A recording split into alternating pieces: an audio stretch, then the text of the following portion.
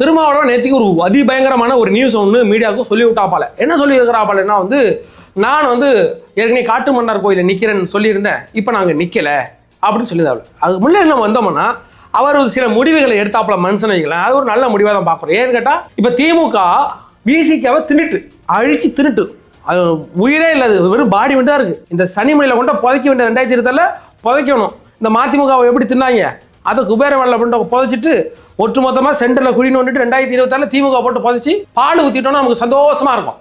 அப்படிப்பட்ட இந்த நம்ம விசிக கட்சி இருக்குல்ல, சாவ கிடக்குது. கொஞ்சம் பால் ஊற்றி கொஞ்சம் எம்மகளில் பால் ஊற்றிட்டு பையன் ஒரு கிழவனுக்கு இன்னும் இந்த கிழவன் சாக மாட்டாங்கறான்ட்டு உட்காந்து வெயிட் பண்ணிட்டு இருக்கோம் இந்த விசிக சாவறதுக்கு. அவர் என்ன பண்ணார்னா, சில விசிக எம்எல்ஏகள் திமுக தஞ்சம் அடைஞ்சிட்டாங்க, அவங்களுக்கு ரொம்ப ஃபிட்டாக இருக்கிறாங்க அப்படின்ற மேஷம் வந்துச்சு. இது எப்படி நடந்துச்சுன்னு பாருங்களேன். அது இந்த போன எலெக்ஷன் 2020 ஜெயிச்சோடனே மாற்று கட்சியில் உள்ள அந்த எம்எல்ஏக்கள் இருக்காங்களே, அவங்கள ஒவ்வொரு குரூப்பும், இந்த பெண் மீடியாவில் உள்ள ஒவ்வொரு குரூப்பும் சரி இன்னைக்கு விசிக 3 எம்எல்ஏ உங்க கண்ட்ரோல் அப்படின்னு கொடுத்துருவாங்க. என்னன்னா அவர் எப்பயுமே நீங்கள் சந்தோஷமாக வச்சுக்கணும். அது நீங்கள் புரிஞ்சுக்கிடுங்க எப்படிங்கிறத. தேவையானது தண்ணி போக்குவரத்து, அவர்கிட்ட உங்களுக்கு ஒரு அமௌண்ட் பணம் கொடுக்கறது, உங்களுக்கு அதை ஒதுக்கி வரணும்னு சொல்லி அந்த ஆளுங்களை திமுக பக்கம் இழுத்துறது. அப்போது பிசிகாவில் உள்ள நிறைய எம்எல்ஏக்களை திமுக இழுக்க ஆரம்பிச்சு. இதை மாதிரி நிறையா பணம் கொடுக்கறது, போக்குவரத்து நீங்கள் புரிஞ்சுக்கிட்டா சொல்லிட்டேனே. அப்படி கொடுத்தோன்னே இதில் நிறைய எம்எல்ஏக்கள் அந்த பக்கம் போயிட்டாங்க.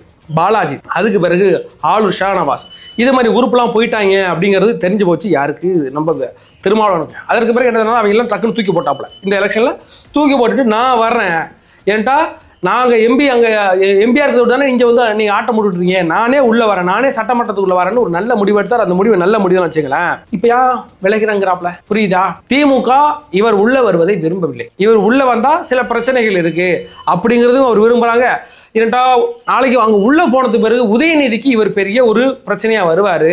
ஏன்ட்டா இப்போ அவர் அந்த சட்டமன்றத்தை இல்லாத ஒரு சூழ்நிலையில தான் அங்கே ஒரு தலித்துகளுக்கு ஒரு பிரச்சனை வரும்போது சட்டமன்றத்தில் கேள்வி எழுப்ப முடியல. இவர் உள்ளே போனால் கேள்வி எழுப்பலாம் அப்படின்றதுனால இவர் உள்ளே வரப்படாதுங்கிறதுல யாரு குறியா இருக்காங்கன்னா திமுக.